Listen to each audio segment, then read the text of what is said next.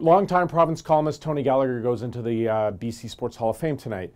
It's a long-deserved honor for Tony, who had been writing on the Canucks for the province going back to 1970, also very prominent in radio over the years.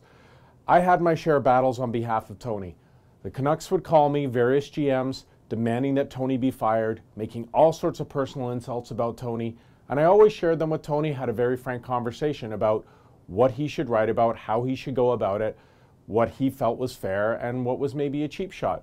And I will say this, Tony was always receptive. He often felt it was futile to go to the Canucks with stuff he'd heard because he knew they would quote-unquote lie about it to him.